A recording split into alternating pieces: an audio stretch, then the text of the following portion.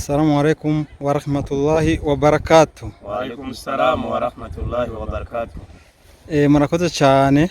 Cyambere coco turabaha ikaze hano muri Dawa TV Burundi. Menyesha ariko baradukurikirana bose aho bari hose ko twagize amahigwe yo kuronka abashitsi batandukanye nkuko mubabona. Hama turafise ikintu twabahamagariye.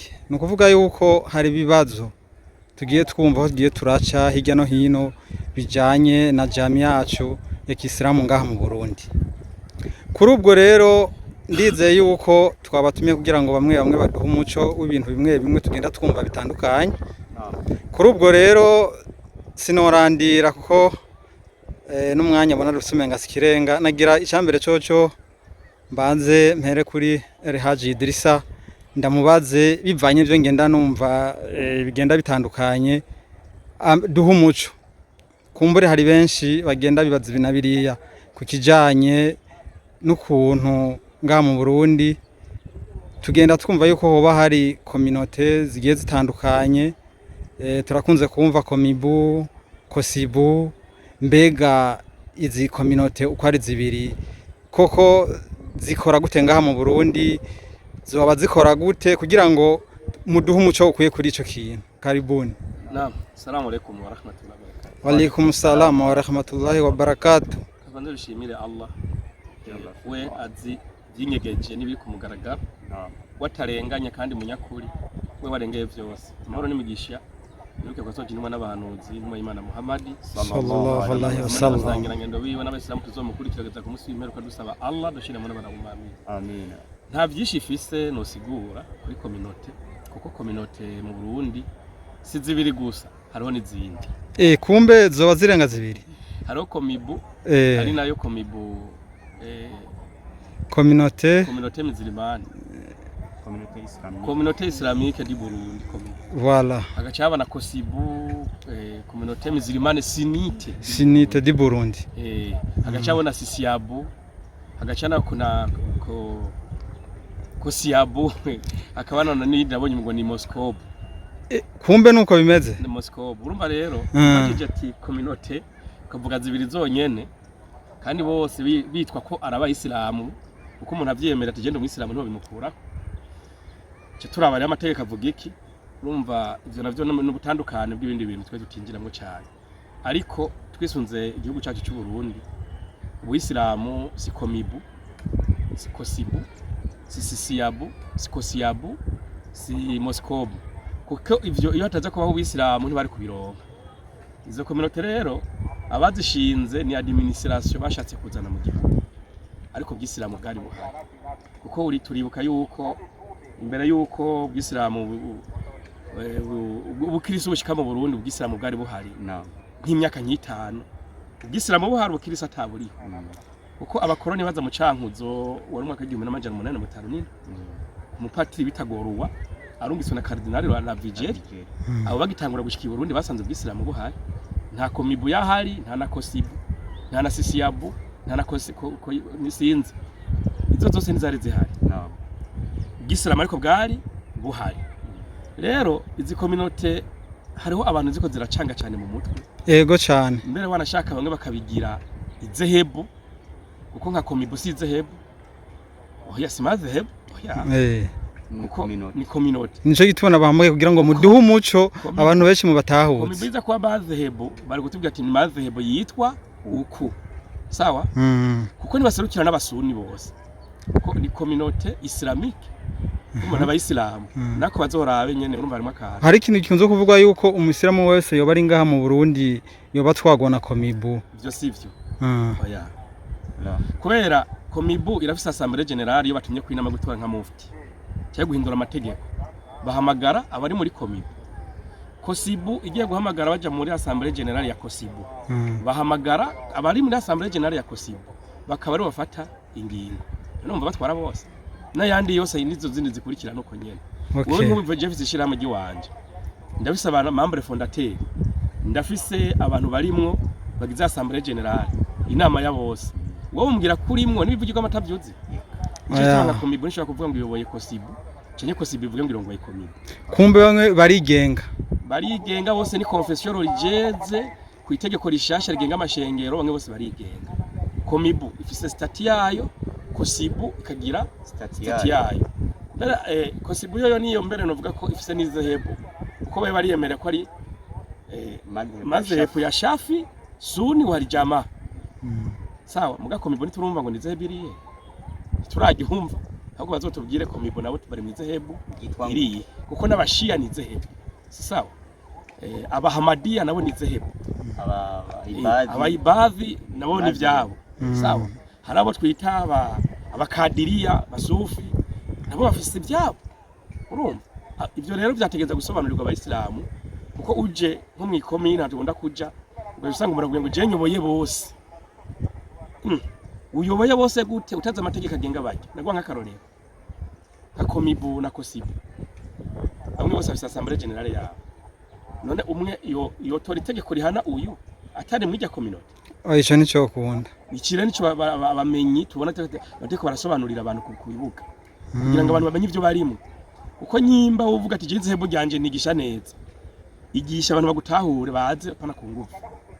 Ingorane rero hari no munsi hari abantu ariko bari ivyubahiro binini birenze wanashaka bakakwereka ko ari bayoboye abayisilamu bose. Hari abayisilamu cyabashavura nkuko twaba tubiganira abo duhura ugasanga birabajya mu mutima nawe umwisilamu uriko urashavuza umwisilamu mugenzi wawe ni cyaha gikomeye uriko uramushira muri warakini uriko urashira umwisilamu mu bibazo. Ivyo rero tuzobazwa na Allah subhanahu wa ta'ala. Simbona rero ingene bose bagiye mu bushikiranganje bw'intara hagati mu gihugu bakabaha amategeko kosibu bakayihagwayo komibu bakayiha amategeko yayo wowe ugacuza muri komibu ugiye kuyobora kosibu nawo ngo nanje shaka kuyobora abakomibu muri ico gihe muca mugiriranira ico bita partenariat. Idrissa hari akabazo nagira ndakubaze ngaho gatoyi nagira ndakubaze turakunze kumva yuko hariyo mufti asanzwe arongoye komibu mbega muri kosibu naho bimeze gute?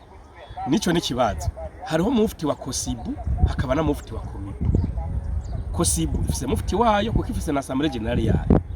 Komibu ifise mufti wayo na assemblée générale wayo. Sinzira nari yandi mazehebu canke zira zindi ari mashirika y'amashira hamwe ko nayo ari uko bimeze. Kuko twese bose bemerewe n'ubushikiranganje bumwe. Muri ministère nta mufti ari. Hariyo représentant légal wa komibu na kosibu. Uyiserukira imbere y'amategeko. Voilà. Hari userukira komibu n'userukira kosibu. Niyo umushikiranganje hamagaye mu nama ahamagara representant legal wa komibu na representant legal wa kosibu representant legal wa sisiabu na sinzi ucuvyumva nyene mu mategeko niko bimeze kuko ubwisilamu sajya amasayo ma organisation hani kugira dushire ku murongo haba urutonde mu gihugu mugabo ubwisilamu nta mufti w'ubwisilamu mu Burundi dufise kuko uburundi si igihugu cya Kisilamu. Iyo kuze kuba igihugu cya Kisilamu cyagise mufti umwe w'u Burundi bose. Ubu rero mufti ahari nuserukira abamwemeye abamuyoboka abamukomera amashi babandi bamushira hejuru abona abantu biyiwe nta n'ubinjirira mu mategeko y'igihugu. Mu gucibuza ukatubwira ngo uri mufti w'u Burundi bwose twabaye igihugu cya Kisilamu kugira abarundi bose bagira mufti umwe. Hari ikintu uvuze ngo uciyuza ngo ukagomba kudutwara twese none niko byo bimeze haravyitira ko siko biri ndagwa karorero je sinkunda je yumvuze ndavuga sinkunda guca pembe nivyo vyiza nico gituma twabatumye kugira ngo muduhe umuco. Keke nasomye ryari mbona ngo mufti di Burundi mufti w'igihugu cy'u Burundi umva ni mufti w'abayisilamu bose uwo kubaza abashia n'abakosibu baragiye kumutora mu matora oya kugira yitwe mufti wa bose oya tuze tuvuga ukuri kandi ukuri nako kuzotuma abayisilamu tumenya ivyo turimo kuko atakomibu atakosibu bw'isilamu tuguma turi abayisilamu kuko bw'isilamu twabugize kuva tukiri mu ndazaba mu bacu abantu bose bavuka ari abayisilamu none cyo hakominote gute ukabayibashiramwe ukababwira ko ari batwara gute. Iyi ni administration turimo ntibari bakwiye no kwirirwa barateranya induru abandi bajyana abandi bavuga ibi wewe uje uyoboka mu kubahiriza abandi je nogeza ku cyo bamagije inshallah. Ego murakoze cyane muraduhaye umuco muratubwiye yuko komibu ifise wanashaka stati yayo ikagira na mufti ati ndetse na kosibu nayo nuko nyene ati kubisanzwe bose n'ayandi twofata yuko imbere y'amategeko baba bangana bose barangana uwasinye n'umwe uwabaha ubwo burenganzira n'umwe. Murakoze cyane. Hanyuma nagira nsimbize kibazo kigira kabiri tubaze umuvandimwe Hitimana Issa Omar. Hitimana Issa Omar wewe ngira ndakubaza cyane ivya ruguru hariya muri Butanyerera. Muri Butanyerera ni wazaye ko hariya musanzwe mukorera imirimo yanyu. Iyo dutuye niho dukorera n'imirimo ya misi yose. Ego bivaye n'iki kintu haje kuvuga kijanye n'intwari ingene ukuntu tuvyifatamwo canke ukuntu bigenda mu ntwaro ibintu bijanye n'aya ma community agiye atandukanye. Mbega wewe kuri tere cyane sanzwe nzi yuko umuvuga butumwa, mbega kuri tere birakorohera iyo uri kurakora ku kazi kayo ka misi yose canke urabona abandi yuko biborohera mu gihe hari izi community zibiri umenga ntizivyumva kumwe? Twe muri rusange kuri tere cyane nk'abadawa tubavuga butumwa nta bimijyanye n'amakommunity cyangwa n'amazehebu twisunga, kubera yuko iyo twebwe turi kuri tere tuhamagarira abantu mu Islam. Ubwo Islam nabwo ni bwa bundi bwamyeho aya makommunity atarabaho. Islam bwamyeho kuva kera byose atana kimwe kiraba hatakomibu takosibu ntaki. Ibi rero nta n'umuntu duhamagarira ngo muri community, duhamagarira umuntu kuyoboka iki Islam, tumwereka ivyiza by'Islam. Ariko rero n'intambamye ntizibuze bivanye n'ibi bintu nyene vyabonetse. Yego biyobora abantu mu mategeko bigashira abantu ku murongo, ariko intambamye nazo ntizibura nk'abavuga butumwa. Izo ntambamye nizo twashaka kumenya kugira mushobore kutubwira bimeze gute. Intambamye rero hano zikunze gushika ni vyazindi nyene nkuko El Hajji ariko arabisobanura. Uza gusanga uko abantu biyitirira ko batwara abayisilamu bose niko baca bashaka, hariho nabandi nabo biyitirira ko batwara abavuga butumwa bose. Bagashaka gushira hejuru abavuga butumwa bamwe abandi bakabashira hasi. Ibi rero niyo ntambamye nyamukuru tuko turahura nayo, kuko berekana yuko hari abakwiye gukora n'abandi badakwiye gukora. Mugabo iyi migwi ivuga butumwa na cyane kuri tere twe dukorera ku bibuga, imigwi ivuga butumwa nayo isanga ifite amashira hamwe yayo iyoboka n'amategeko yayo. Okay Omar, ntaguciriyemo muri Butanyerera ndakunze kumva ikintu sinzi ko ari association bita Ipremicob. Ni Ipremicob ndakunze kuyumva. Woba nawe uhurikiye mu iyo association? Kuko nayo ndumva yuko ari association y'abavuga ikoreramwe abavuga butumwa. Nawe woba uri muri iyo Ipremicob? Ipremicob je sindayirimwo, ariko natangiye gukora dawa niyo Ipremicob itarabaho. Twari dufise yandi ma association dukoresha muri dawa, dukoresha muri administration tujya gusaba impusha z'ibikorane. Hariho za Mudabu, ariyo Muslimu dawa, za Ibadullah. Izo zose twarazikoresheje kandi n'ubu zirakora ku butaka bw'u Burundi. Sasa rero iki Ipremicob kije nyuma, ariko naco cyaciye kimera nka babandi bashaka kuja hejuru ngo bayobora abantu bose. Ipremicob ntiyoboye abavuga butumwa bose. Umuvuga butumwa nawe usanga yifitiye, ugasanga abandi bavuga butumwa baragiye hamwe bagira association yabo ibafasha muri administration ku ruhimusha z'ibikorane. Jewe rero nakwe dufise natwe ishira association yacu idufasha gusaba impusha z'ibikorane. Igitangaje rero nyamukuru nuko uzawumva ngo association iyi Ipremicob yahagaritse abavuga butumwa bo muri indi association. Mu yindi association ntuza amategeko yabo abagenga bose baremewe no muri ministere, barafise ordonnance ministerielle n'abandi bafise ordonnance ministerielle. No kuvuga izi ordonnance zose zirangana imbere y'amategeko.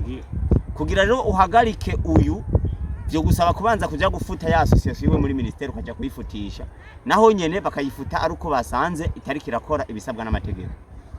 Igihugu cyacu cy'u Burundi razira igihugu ciza kigendera ntigifatiye ku idini canke ku mashira hamwe, apana, ahubwo ibi byose duhabwa uburenganzira mu gihugu tukabihabwa n'igihugu muri ministere. Mbere wanashaka turamenyesha mu kumenyesha yo guciza cacu kitakiratomoye biza gupfira ku barongozi. Mbere wanashaka musitani ashobora gusinyira uruhusha ati genda ukora umuhazara nta kibazo, bigiye kuba n'ivyiza, biratuma abantu baja hamwe abayisilamu n'abakristo bakaganira mu vy'Imana, baheza bagagwana mu nda bakitahira. Mukwezi nka shehe umwe araje ngo je ndi mu muri Komibu, ni chef de zone hano, ivyo bintu navyo nemeye hagarika. Nta zone ya Komibu baho, nta zone ya Kosibo mu Burundi dufise. Murakoze cyane bwana Omar, nagira sure kandi ndakubaze ivaye cyane cyane kuri muri hiyo muri Butanyerera. Naam. Ndakunze kumva hirya no hino hari mbega kugira ngo mushobore gushika kuri tere ko ndakubaza cyane cyane bijanye no kuri tere. Naam. Hari ico musabwa kiretse kwerekana ikete buza yuko ngo mumenyesha hama bakareka mugakora. Inyuma yaho hari ikindi kintu nk'amafaranga canke iki mushobora kuba mwosabwa kugira ngo mukore ivyo bikorwa byanyu. Ico nyene kirahari akuzuye burya ntikamurikwa ubona umugani w'ikirundi kandi burya ngo ibuye iyo riserutse ntiriba ricisha isuka.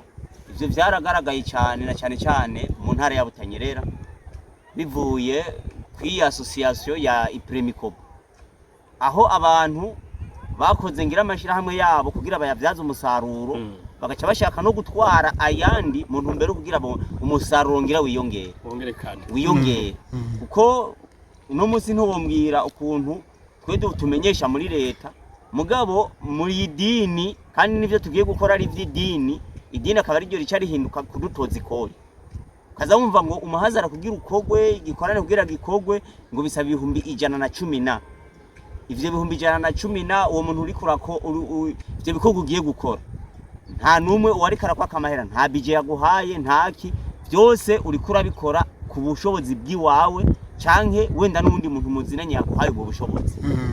Ibi rero umva nivyo bidutangaza cyane nibaza ko ari babandi bafashe idini canke barondeye amakominote yo kuvyaza umusaruro kugira ngo bashike ku nyungu zabo. Ego ntaguciriyemo si muri Butanyerera gusa ivyo byarigeze kunci intege cyitwa Cibitoke. Uwatwara ico gihe antegeka gutaga 50 kugira ngo umugwa mu ruhusha naze ko musitane jaba yampaye uruhusha ubwo rundi ruhusha wowe ucumva nje gutangaza idini abatararimenye barimenye binjire mu Islam baze mu idini iwawe hajyanye uri ndongozi ayo mahera jeno yagwanda yakuye nagira niwe wari kuyampa dufashanye gutangaza idini kugira ngo abantu tubahugure twigisha abayisilamu twigisha abakirisu dufashanye jewe nije cyandi ikora ndabati je nigikunda guhera ico gihe no sinasubira mu ntara ya Cibitoke. Ico gihe no kuvuga kihagarika dawa kuko nsanze nzi ko mukora dawa mu Cibitoke n'ubu nturasubira. Sindasubira gonya mu ntara ya Cibitoke. Ubu ni commune. Sindasubira ari kiri ntara ya Cibitoke sindasubira gonya n'umunsi n'umwe. Saho gusa hari n'undi munsi bagombye gukorera muri Butanyerera. Ubona shaka kunda mu impapuro gano saburuhusha. Ugere kwa mukuru genzo wa Butanyerera gushiriye kwikashe. Tumumenyeshe ko tugiye gukora ikorwa mu ntara yiwe. Yatubwiye ati urupapuro rumwe rw'igikorwa kimwe 100. Burya navyo byahavuye bituma ubona rero n'amakete bandika ngo nakaturamuhagaritse basuzuguye indongozi bariko baratyoza komibu. Hariho n'abahavuye bahagarikwa mwayo wanga yivuga butumwa. Barabahagaritse kandi tuzi ko tamunagarika umuntu ivuga butumwa. Uri kiremwa muntu ushobora kumuga ko hagarika umuntu ivuga butumwa. Kandi ubutumwa tuvuga so bw'abantu n'ubutumwa bw'Imana ni itegeko rumva gutangaza idini. Ivyo je sinovita nk'ivyo bakubwisira mugo niko biraza gusambura ubuki. Okay, reka dusimbize kandi gato nagoma nsubira inyuma gatoyi ndababaze muravuze yuko iyi ni Ipremicob iyo ishatse yuko ivyo bikorwa nk'ivyo vya dawa bikorwa kuri tere hari amafaranga runaka babasaba mbega bababwire ko amafaranga agiye gukora iki agiye gufasha iki muri jami ya Kisilamu. Nta siguro nimwe ushobora kuronka yayo mafaranga ahubwo hari ibyo bahameshe bakakwereka resi yanditse ko makeya bagwa bahemeshe. Ega turamaze kuyabaha twabihagaritse tubibona. Aha ndumva rero bitoroshe ntivyoroshe na gatoyi. Turabandanya n'ikindi gikurikira kandi nagira nsubire mbazi cyane cyane turiko twisunga izi kominote zibiri Komibu na Kosibu. Mbega hagati y'abayisilamu bose mu Burundi turavye mu kibano tukaraba mu kibano aho dutuje aho namwe mutuje aba bantu bashobora kuba badasangiye izi kominote twari zibiri mubona ikibano kimeze gute? Ziranarenga dayere eri hajidirise yazidondaguye je nazumvise no munsi hariho Kosiyabu Sisiyabu hariho n'iyindi Moskobu ni nyinshi cyane ndavyumva. Mbega izo mu kibano bimeze gute? Dushobora guhurira ahantu ku kahawa turiko turatera inkuru turabayisilamu turi canke tukahurira n'ahandi mu ndowa niki mbega bimeze gute? Hari itandukaniro ryo bahari rishobora kuboneka n'igihuriro riba ryabaye hagati y'abo bayisilamu? Mbere nta butandukane bwari buhari mbere nta butandukane bwari buhari kuko abantu benshi baratahura, sinzi ko abavyigisha mbere aribo bigisha neza uko bigisha ubumwe, ariko abo no munsi umenga bigisha ubutandukane. Nibuka aya muri Qur'ani muri surati As-Saff aho Allah subhanahu wa ta'ala avuga ati bada a'udhu billahi minash shaitanir rajim bismillahir rahmanir rahim wa tasmi bihablillahi jami'a wala tafarraqu. Mufatane mube urunani, mube ikintu kimwe, mwunge umugozi yani musenyere ku mugozi umwe, ngo ntimuze mwigere mutandukana wala tafarraqu. Ati ariko rero tubiravye no munsi uko inzego zagiye zirahinduka z'uburongozi bw'aya makominote, ibintu vyateye biyangara gushikana no munsi mu kibano abantu usanga hari hirigara ryabo bitwa ngo begukira ba ku marigara ya kahawa, abandi ngo na marigara yegukira abantu ntibagihana abageni. Muri rusangi ibintu vyateye biyangara, ariko mbere abayisilamu bose cyari ikintu kimwe, ubu rero vyagiye bitera bihinduka. Ntaguciriyemwo uragera n'ahantu twara nk'isadaka kuri bantu nikora, ugezeyo ubahaye ugacabaza ujya muntu yabahaye yarumuki ati ujya no muri Kosibu imamu agasigaragira ibibazo ku bayisilamu aho hantu, kandi we nta nivyo bigazo uvuga, nta zebo bababwiye, wabonye abantu aho nikora bakeneye kuba kigwa inzu, bakeneye ubufasha, barikeneye, ubahaye agatahe urigiriye, ariko gaca bagenda kubigisha ngo ntimuzosubire ngo uwo mpenga n'abantu babakanye baje kubatemberera. Usanga ari ivyo bintu mu gihugu mu kibano biriko bironona ikibano, uko bazana ibintu by'amazehebu cyane. Reka nagwe nk'akarorero, ugiye kubaza abatama ba kera bose bakubwira ko barabashafi bose barakora amawulidi, barakubwira bati twebwe igihe turugitse abana kwiga hanze bakaja za Saudiya, bahagarukanye indi myemerere zitahuriye ari izivangura abantu, uko babitubwiye yo gutandukanya abantu, imyemerere iza ivangura abantu. Nivyo bintu usanga kumva abantu ngo kera ngo habaye ngo kwimwira amazani ngo wasanga abantu ko barasangirira hanze bashashe bose witwa umwisiramu agace. Ego barakunze kubivuga cyane. Uno munsi kuko bitakiba byose byagiye guhindurwa nayo mazehebu, bambe nayo makominote bashibashiramwe urwanko, ugasanga kubera uyu akubatandukane ko n'uyo oya uri wo mu muriro, wowe yagize ati kawe uri kafiri imbere, yani gukufurisha umuntu bakamujana mu buhakanyi hataragera umunsi w'urubanza. Ico kintu si ciza, aho gukora inyigisho abantu babigishe batahure bati ikintu kuri iki ni kinyoma, ariko barantu usanga ko barashira abantu mu ijuru wogira ngo basubiriye ikibanza ca Mwenyezi Mungu. Bamwe mwizo community birateye ubwoba cyane, beshe urumenga n'ibintu bisanzwe, muguzo usanga hano ariko arabamu rutadi nubu hari uko biraba biba none kumbe ni nko mu bukirisu bimeze uko, kubera inyigisho z'abantu bamwe na bamwe bariko barahereza abantu. Hari mwigeze kuvuga ryari ngo bajye ngo ndabafatanga nk'abapanekoti, ngo kumva ngo ugiye ngo muri mawulidi ngo ndagufata nk'umupanekoti, iyo huko umusini baza ko namutuma je n'ubu bivuga ko imeze uko. Kandi kitangaje nuko abacyoza niyo mawulidi yo bavuye ngaha bakaja mu bindi bihugu wenda ari nk'imisada runaka bagiye gusaba, bakaja mu ivyo bihugu bisanzwe bifise iyo myemerere iyo migigwa, ugasanga nabo bayishikiramo kugira ngo babanze bashike ku nyungu z'ibintu bikeneye, nabo bakifatanya nabo muri ya migigwa bari ngaha mu Burundi batemera. Ivyo ariko nitwo bivuga cyane kuko birahari kandi cyane barabizi hageze kufashanyo nta zehebu ntaki, sinzi ahantu bigeze gutanga inyama ndagenda bariko barariha amahera, bamwe tujwe turabakozi nayo tubaha tugeze ku nyama nta vyizehebu naratanga bivuzwe n'umushehe, ndavuga ati tugeze ku nyama nta mazehebu. Kumbe nta mazehebu zihari ninda kubera iki mwarimu bivuga nyine, kandi abantu umuntu ahure kandi dukeneye ko bacanishamwe abantu. Genda wigisha izo itikadi zawe, abantu nibagutahura bagukurikire, urumva hama community yose birekera ubwigenge bwayo, hama namwe nibakenera community inywanisha bose abayisilamu bose, izo zose navuze baraja hamwe batore mufti wabo, nimba bashaka kugira abayisilamu abe mufti umwe abuyu yatowe na wose babihurijeko, bavuga ati muri Kosibu muzakuduha abantu 10, muri Komibu n'abantu 10, muri Sisiyabu naba, muri iyi naba, hama bacha bakora inama, nimba yugaranira ahantu bacha bati twatoye mufti duhuriyeko, uno muzi twatoye uyu muri manda izokurikiyema ari zibiri zitatu tuzotora umukomibu, aho niho abantu bazoba bagiye kuja muri community imwe. Amace yitwa mufti w'u Burundi, yitwa w'u Burundi ko zizatwa abarundi bose b'abayisilamu bazoba bamwemeye.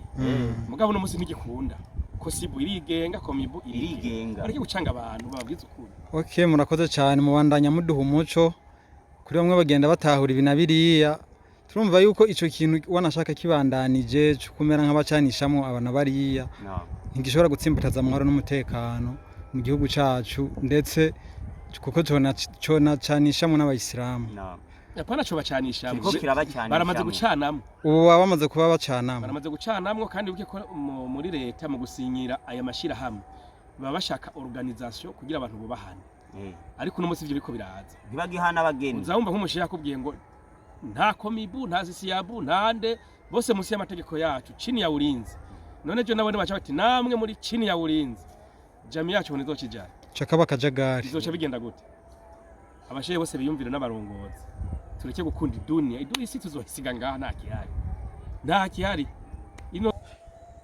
okay mu kumera nk'abasozera kino kiganiro cy'uno munsi hari ikindi kibazo gisigaye twashaka kandi yuko mwoduha ku muco muhe umuco nawe ariko baratwumviriza kuri Dawa TV Burundi hariho umugigwa wimirije wo kubaga icyo dukunze kwita irayidi nkuru kuri benshi mbega uyu mugigwa nawo wo kubaga woba utunganijwe gute biteguwe gute mwebwe ku ruhande rwanyu mubona vyo nagenda gute kugira ngo se ntibishobore kuducanisha mu nko twumva bimwe n'ibindi biriko biragomba kuducanisha uyu mugigwa muri rusange ni umwe mu mugigwa ikomakomeye ubuyisilamu butegeka umaze kuba rero ari umugigwa ukomakomeye ni umugigwa ugaragaza urukundo kuva kuri sokuru wacu Aburahamu uyu mugigwa rero ahantu uryoheye nuko twese tuwuhuriraho inkingi ya gatanu y'ubuyisilamu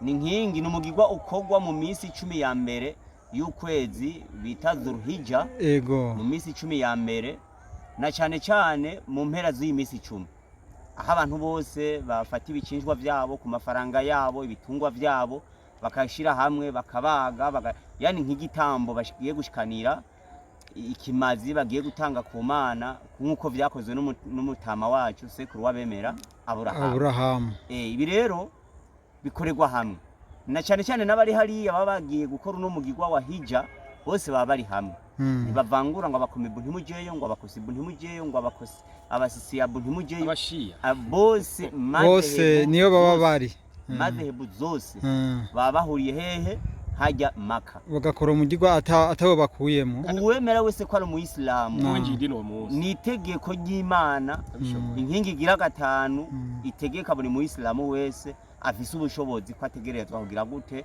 gukora umutambagiro kumbe uwo bari mu yindi ntu zitandukanye ngaha atari komibu nawe arafise uburenganzira bwo kubaga acemera ko ari umuyisilamu yego ikibazo aho kiri mwino minsi urazi ko genda bikurikiranira hagufi komibu ubivuga yuko impene bazoyibagira 15,000 mu mashira hamwe ariko inka 30,000 mbajije abakosibu nabo titwebwe nta muntu kotoza amahera yitangiye sadaka yiwe urumva ko bya bintu bije kugabura kandi abantu iyo baza kuba babanza kwicara abakomibu n'abakosibu bagafata ingingo hamwe byofashije igihugu ayo bakabanza gufata hariya hejuru mu mabiro yabo bakagira shura bakavugana ko ntitugabure abayisilamu dukore gute bagahamagarana bagatanga ama-invitation tuzoze gupanga ibijanye na hija dupanga ibijanye no kubaga ko tubihuriyeko bavyanka bavyemera ariko bimeze twicare tuvugane kubaga tuzobaga gute bakicara bakabikora bose bicaye hamwe ni shura muri shura hose bagafata ingingo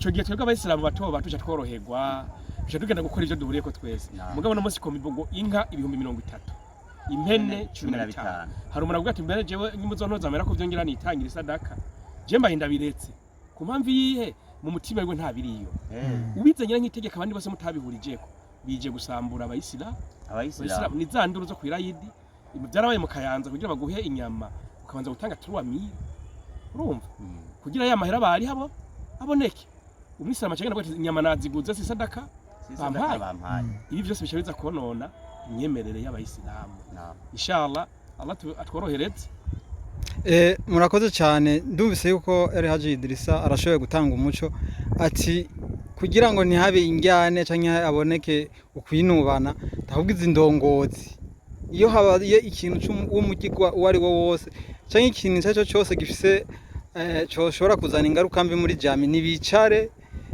bavugane hanyuma batore umuti hamwe niko bimeze niko vyategerezwa Kuko kugenda minota ari zibiri Eh. kuko minota ari zibiri bamwe bo mu bwoko Komibu yabitunganije bakora ivyabo hanyuma uwumva azoja kubaga asanzwe ayoboka kominote ya Komibu azogendera mu mategeko yande ya Komibu uwumva nawe azoba afise igicishwa ciwe agiye kubaga asanzwe ayoboka amategeko ya Kosibu nawe azokorera ku mategeko yande ya Kosibu habemo gusa kubahana ku impande zose kutinjiranira mu gukorwa shabo Omar arabitomoye bashi yavuga ati uzobabona yuko iyo tangizo 30.000 ku nka asanzwe ari umukomibu aragenda bikora uko ati canke se uzobona nawe yuko atamhera yotozo ari muri Kosibu agakora uko tumwe wese ariko ntagire ubuvogera uwundi winjira mu by'uwundi nta mugabo yiba ku rugo rw'uwundi murakoze cyane tunabashimira ku mwanya muduhaye twibaza yuko n'ikindi gihe inshallah nitwabatuma ko muri Dawa TV muzotwitaho kugira ngo mubandanye muha umuco mutanga umuco cyane cyane ku bibazo bigiye bitandukanye cyangwa se ibibazo bihanze jamii ya Kiislamu inshallah ahubwo tugiye kubana n'ibindi biganiro byacu twara dukora bivanye n'impamvu runaka kugira ngo abantu tubanaye duhugurana inshallah murakoze cyane Assalamu alaikum wa rahmatullahi wa barakatuh. Wa alaikum assalam wa rahmatullahi wa barakatuh.